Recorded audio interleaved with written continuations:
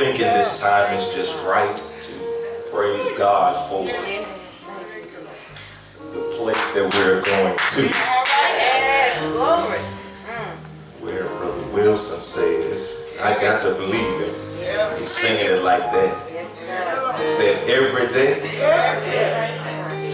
is going to be like Sunday. That means that what you feel right now, that what we are experiencing right now, this will never come to an end. Can you imagine that? That what's going on right now will be every day. What a time it will be in that great coronation. And all of God's children gather around the throne. What a time we will have. Yes, sir. Yes, sir. And this is just a rehearsal. We acting like this in rehearsal. I can't imagine how you're going to act when every day really is like Sunday. Lord have mercy. What a blessing it is today to be in the house of God, to be in the midst of praise and worship today. It is good to be here. Psalm 136. Psalm 136. God bless you to all of you all who are here in person, those who have joined us by way of social media. Thank God for Pastor Harlan and Lady Harlan being back again, and some new family members with them today. And then certainly of all, Mother Viola Holmes is here, and again, it hasn't changed. You're looking just as beautiful this time as you were the last time and the time before that. So it is good to see you, and as some others would say, it's good to be seen.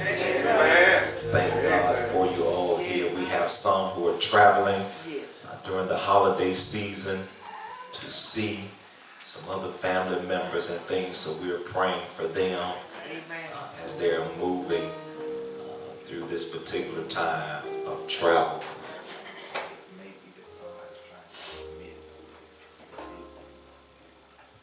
Thank God for you all here today. All of our deacons, saints, God bless you all today. God bless you. God bless you. Is that Quisha Pooh? That's what I thought. I probably better preach first before I mess with you. God bless you today. So good to have you. Happy Thanksgiving to all of you today. Psalm 136. Sister Kimberly's here with me today. Thank God for you. 136. 3 verses there.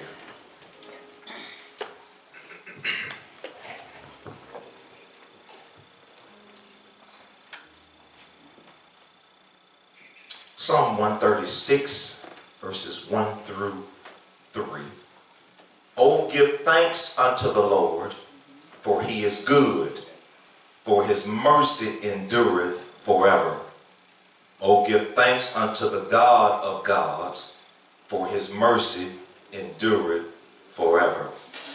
Oh, give thanks to the Lord of lords, for his mercy endureth forever. God bless you. That's the word of our God. Thank God for his mercy. Yes, Lord. Thank God for his mercy. Church, allow me today just for a moment to define what mercy really is. Mercy could be defined as compassion or forgiveness shown to an offender who is subject to another's power. Mercy could be defined as withholding punishment or having leniency or showing compassionate treatment. Mercy could be defined as when the offender is worthy of punishment or worthy of harm, but the offended chooses within himself about to get happy already. To show compassion. Mercy is compassion, forgiveness, and withholding punishment. Woo. That's a heavy definition.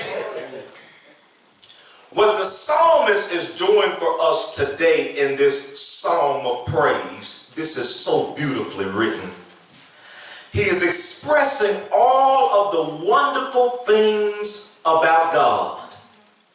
And while he's expressing all of this splendor and all of this magnificent beauty and all of these great wondrous works God is doing, at the same time, he expresses to us what the greatest attribute about God really is.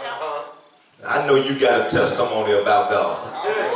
I know God has been real good to you. I know God has brought you from a mighty long way. I know God has picked you up when you were down. I know God has been so good to you. Matter of fact, he's been better to me than I've been to myself. I know we all got a testimony about God, but what the writer is doing today is telling us what the greatest attribute about God really is. Let me share this with you about God. He says in this particular sense, we can be thankful that despite all the other gods and all the other imitations and all the others who would make themselves God, there is still none like our God.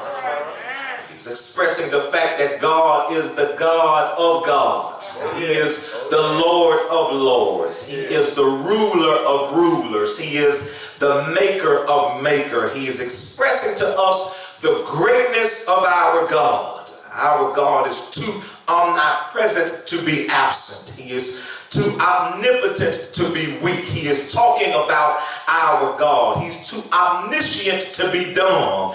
He is too right to be wrong. He is too loving not to care. He is too punctual to be late. He is talking about our God. He's too accurate to make an error. He is too holy to be defined. Our God. He's talking about our God who is so awesome that he doesn't have to leave anywhere to be somewhere else. He is already where he's going to be and still where he was at the same time. Talking about our God. Our God is so magnificent that he can tiptoe and still be standing flat-footed at the same time. He is expressing the great splendor about our God. He is everywhere at the same time and somewhere at some time. He's our God. He is explaining how beautiful and how wonderful God is. He starts it out by saying nobody does wondrous things like our God.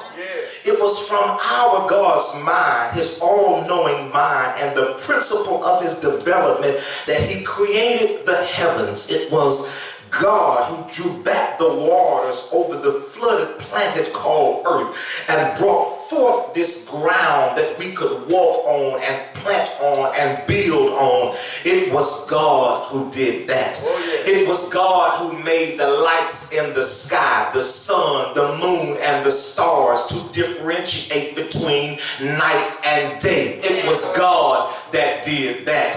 It was God. He talks about this powerful, this magnificent God that brought Egypt to her knees when she tried to defy his rule and his decision. It was God who brought 2.5 million grumbling and mumbling folk out of slavery. It was God that did that. It was God that brought these same group of people down to a body of water, and without a boat, a yacht, a ship, they got by a great body of water. Nobody could have done that but God. It was God that after a man and his horses and chariot was following this same group of people who had just moved past a body of water without a boat, a ship, and a yacht, and turned around and did not even have to fight their own battle. Nobody, this is the writer talking, I'm talking about your God too. Nobody could have done anything that wonderful except for God. was God that took this same group of mumbling, grumbling, and complaining people who did not even know how to recognize north from south and east from west. It was this God who led them by night with some fire and by day with the sun. It was this God who took these people and fed them with manna from heaven.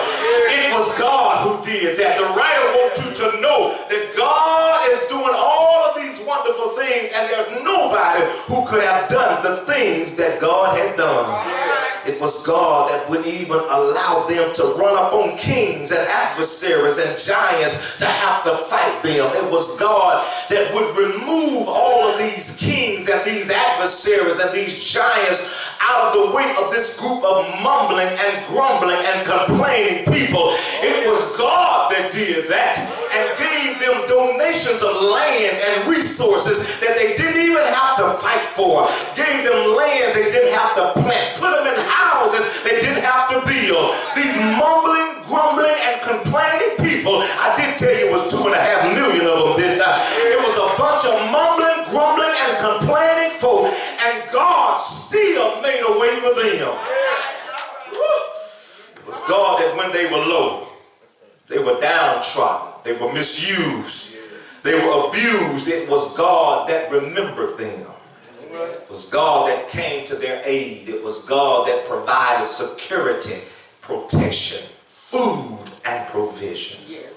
What the writer is clear about, Mother Holmes, is that out of all of these great things that God had done, out of all of these ways that God had made, these were not his greatest of attributes.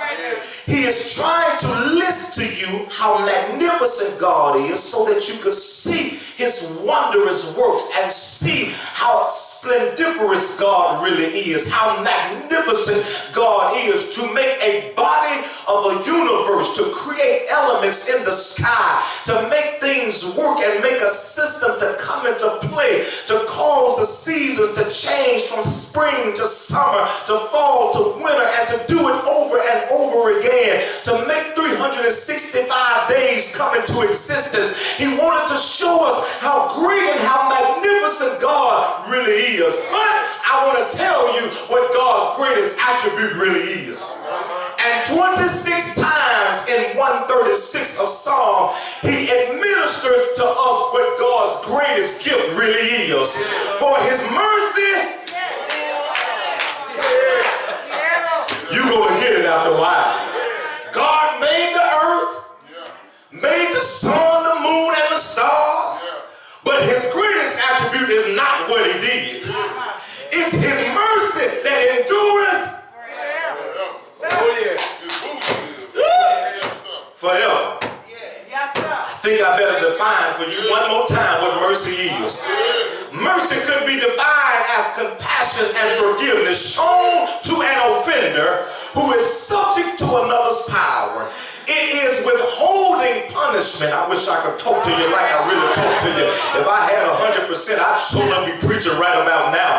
It's having leniency and compassionate treatment toward offenders. And even when the offended has been crossed, he still chooses within himself to provide forgiveness. That's mercy. The writer's saying, I want to admonish to you what we really ought to give God thanks for. Even though he has looked and saw all of these beautiful things that God has made, he sees something much more beautiful in his sight. He understands now that the state of mankind is in a place of demise. He understands that the place that man is in, it is that man has become self-righteous and self-absorbed. Even after all of the beautiful elements and the heavenly things that God has made, and even man himself, God has created in his own image and in his own likeness. And even after God has created a being in his own image and likeness, this thing that God has created has become self-absorbed and self-aggrandized and self-pleasing and all about lifting up self. What has happened, mankind has become so absorbed with the creation rather than the creator. So now I want all of these things that the creator will provide. I want stuff from him. I want materials. I like my car and my house. I like my money. I want things from the creator, but I want the creator to stay over in the corner and let me enjoy all of my creations. It's this particular attitude that the writer looks at and sees the demise of mankind. What the Sunday school would tell us is that man is walking according to the course of this world. He has become disobedient, a child of wrath. He allows the prince of the power of this air to dictate how he maneuvers in this world. Even though it has been a God that has created the elements, it has been a God who caused the earth and the waters to separate. It is a God who made seasons come into play. I will still push that creator God to the side so that I can have all of these particular things that I want to please me. And what the Hebrew writer says, or what Paul says to the Ephesians, is we became dead in our trespasses and sins. We offended God and we welcomed this eternal death. We welcome this eternal damnation. We welcome this particular life that I can live good now but not be worried about my future. But the writer says that God has a great attribute, that his mercy will endure forever, which means that before my great-granddaddy knew my great-grandmama and decided he was going to put his hand on her knee and ask her to come, let me take you for a cup of ice cream, God's mercy was enduring forever.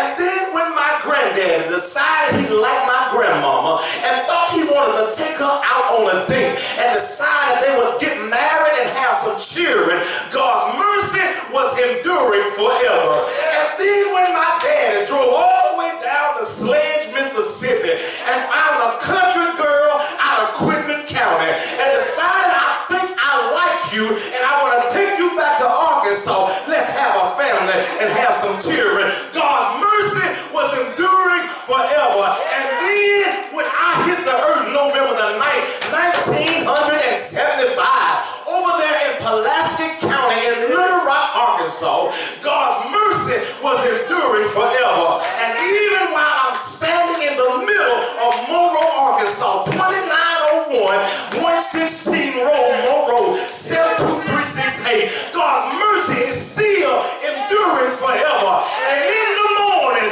when you rise, when you get up and get them crackers out of your eyes and get yourself together and head to wherever you're going, God's mercy will still be. I got to hurry on. I hope you see what God's greatest attribute is. God has been good to you. God has made ways for you. God has lifted you from despair. God has helped you when you were down. God has given you things that you needed to live in this particular life. God helped you when you were sick. He healed your body. God helped you when your mind was confused. God brought some kind of element to your mind that you could understand which way to go. When you felt like you were alone, you had no friends, it was God who came to visit you and lift you out of despair. God has done some wonderful things for us.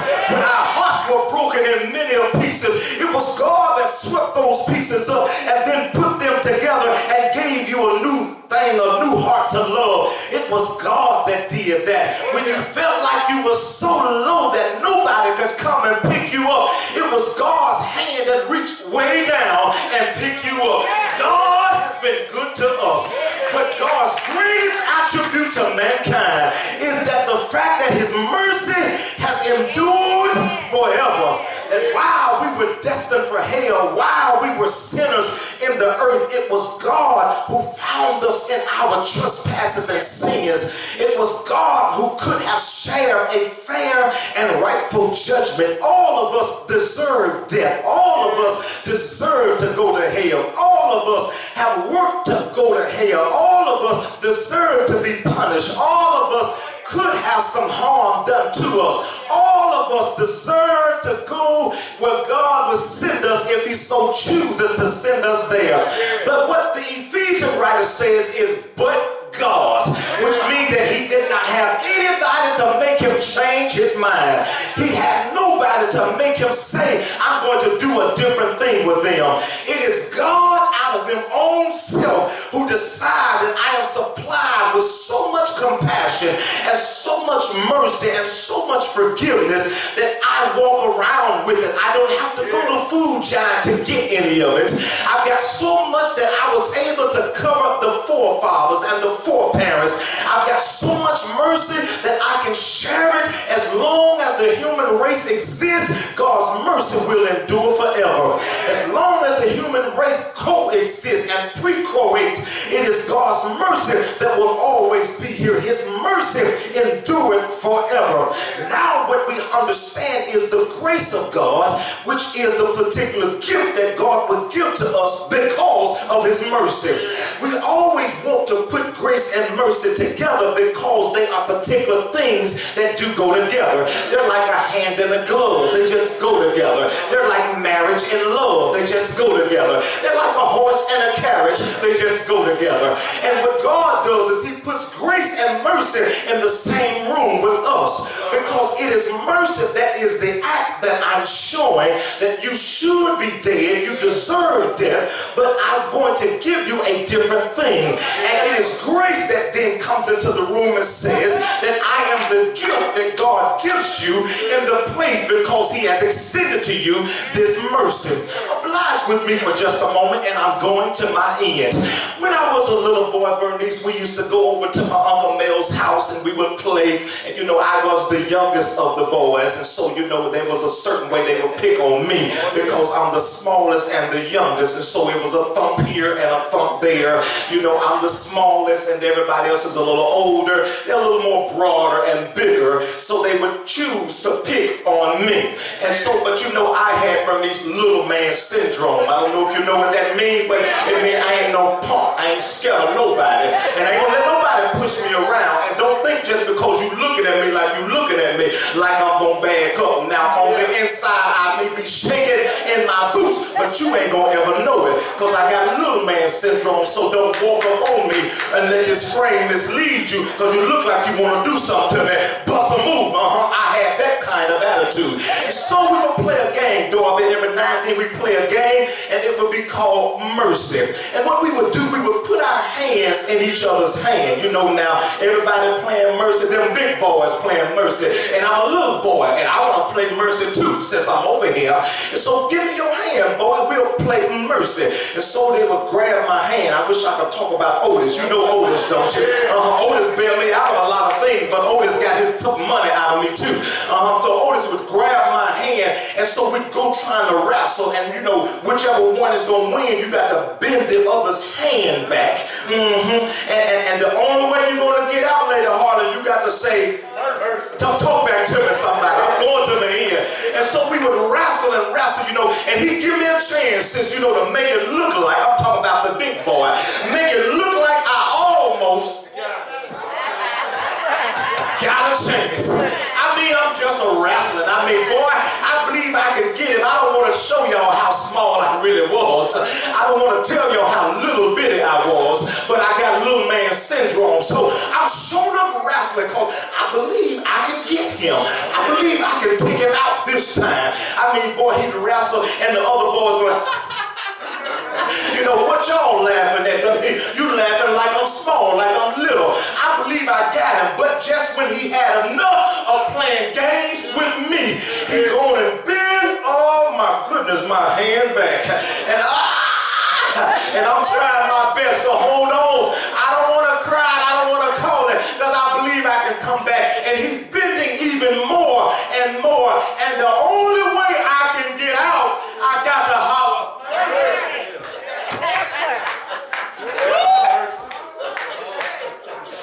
Now, stay with me for just a little while. If he so chooses not to give me mercy, I wish you could say, oh Lord have mercy, I'm about to feel better. If you could see that he doesn't have to give me mercy, he could put me in a cast for 6 to 8 weeks because he is bigger than I am. He could break my hands if he so chooses not to give me mercy. But when I cried mercy, mercy, he releases my hand. All I'm saying to you today is when you want to pray to God sometime, you ain't got to pray a whole long prayer. You ain't got to give God no great big old words. You ain't got to give God a long dissertation about how good he is and all the things that you wish he could do. But what they were praying when I was a little boy, them old mothers in the church would say, Lord help.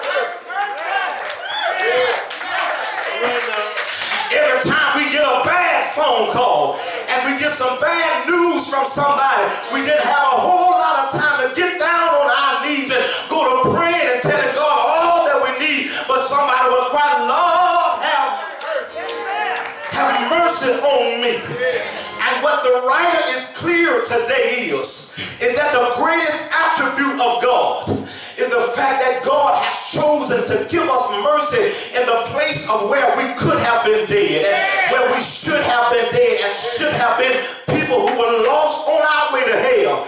But it was the grace and the mercy of God that shared with us in the worst of our times, and we ought to be celebrating because this is the greatest attribute of God. It's not so much of the wonderful things that God has done, and what the writer declares is God has done some wonderful things. God has been so good to us. God has been so kind to us. And all of us, when we look back over our lives and see how far God brought us from, we can sure enough come into the sanctuary and lift up hands and tell God, thank you. Thank you for all you've done. Somebody in the room was sick one day and didn't think you were going to get well. But God healed your body. And right now you can tell, I know a doctor and a healer that has never lost a patient. Somebody in the room today, your money got funny and your change got strange. But God provided for you just in the nick of time. Somebody in the room today, they were so low in their mind and so low in their emotions. When God came in your room and lifted you up out of despair, those awesome, wonderful things that God has done. Is there anybody in the room that can testify today that, preacher, I know a God that done some good things for me? Is there anybody in the room that can witness with me right now and say, preacher, I know a God that helped me when I couldn't help myself? Is there anybody in the room today that can shout with me and say, preacher, I know a God that when I couldn't help myself, I couldn't bring myself out, it was God who was on my side? Is there anybody in the room today that know God sure been good to you?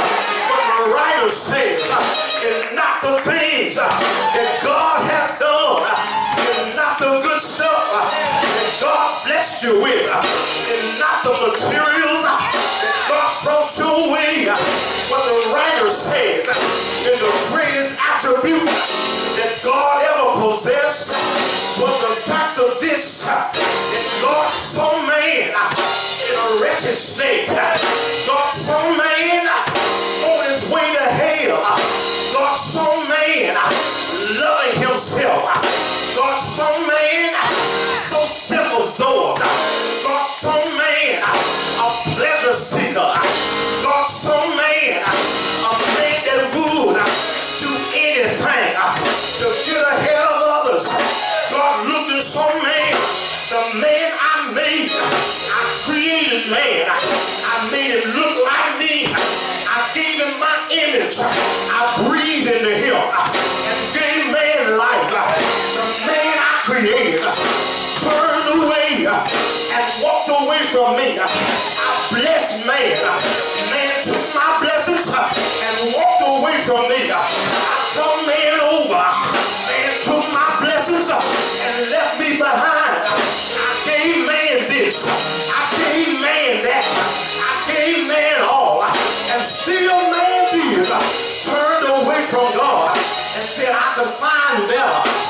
So what God is doing in heaven, He's beside Himself. Out of all I've done, I try to love man. I try to treat man right. I bless man. I gave man this. I gave man that. Do you know you're blessed? Or you feel like you're blessed?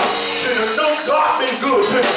God bless man over and over again. Out of all I've done, man still left me. And God is walking around in His heavenly body, wondering to himself, how could man do me like this? I did nothing but love him. Man was at the Red Sea. I throw man over. Man got to Jericho. I pulled the wall down. Man was in the wilderness. I led man through. Man got hungry. I fed man. A bear ran into man. I killed the bear. Man went in the lion den. I pulled man out. Man got in the furnace. I turned out the fire. I've been good to man. Why would man do me like this? And God is saying, what can I do to show man the sins of his ways? And God decides, I won't talk to man. Man too evil and do too much. I'll walk away from man. And 400 years when Malachi closes, no word from God. But Paul says in Ephesians chapter 2, but God, which means to me that God decided in his mind, I can't leave man behind. I can't do man like that. I know man done me wrong. I know man left me behind. But I just can't do man like that. I'm compassionate. I got forgiveness. I got to show man a better way. Do you know what he did? He showed mercy to 42 generations. Jesus came down and died for your sins and my sins. It should have been me hanging on the cross. When I look, I didn't see you. I didn't see me. I saw Jesus hanging on the cross.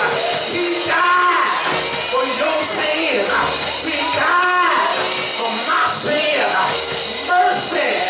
But that's not all. They took him down, put him in a grave. But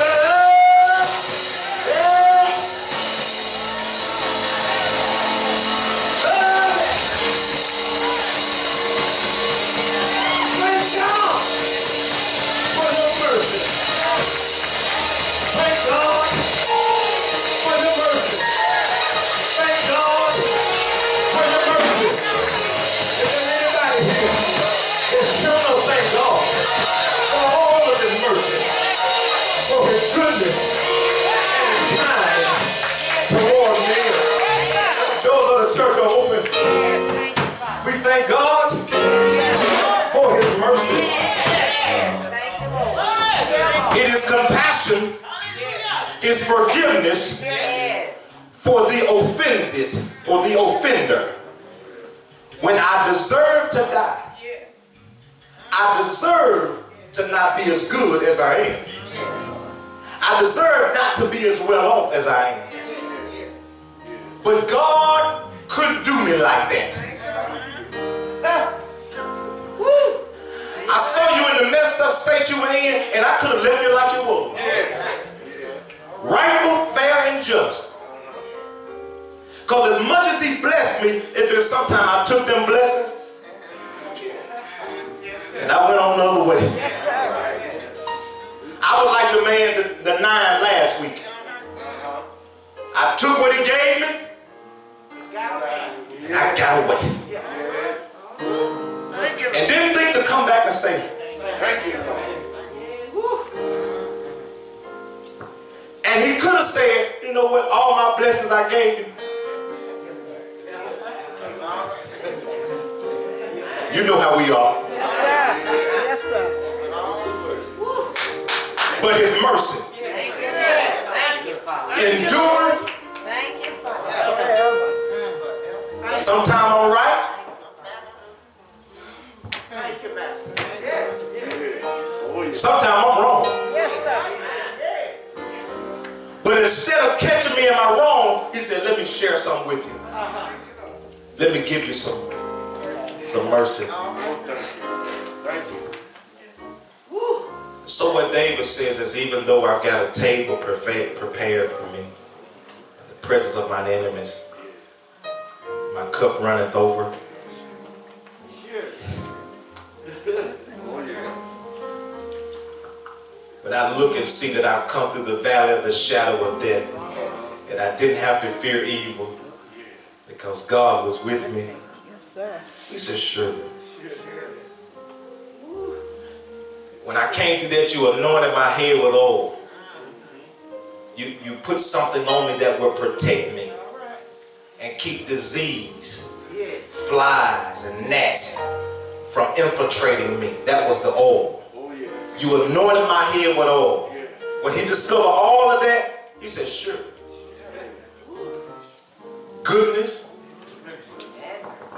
and mercy Yes. shall follow me. All the days of my life.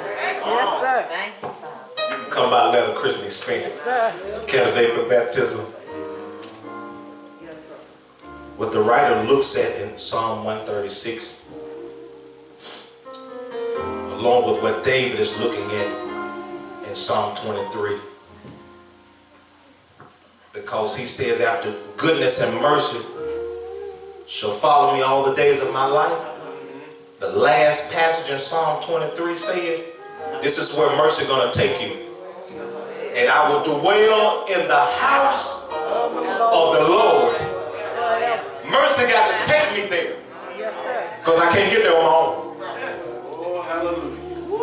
So mercy going to walk with me and push me all the way till I can dwell in the house of the Lord forever. Yes, sir. How we going to get to the house of the Lord? You got to have goodness and mercy to follow you. Church, we ought to thank God Yes, sir. for his mercy. Because of you, I want to thank you and praise you too. Your grace and mercy brought me through. Yes, Lord. Your grace and mercy, you got time? Brought me. You can come right now. Yes, Lord. I'm living this moment because of you. I want to thank you Yes, Lord. and praise you, 'cause your grace and mercy brought me. God bless you today. Say it one more time. Your grace and thank God for your mercy, Yes, sir. compassion, Thank you. forgiveness, Yes, sir. forbearance, withholding punishment, withholding harm at the choice of the offended. I want to thank you and praise you too. Your grace and mercy. Say that again. Your grace. Your grace and mercy. Your grace. Your grace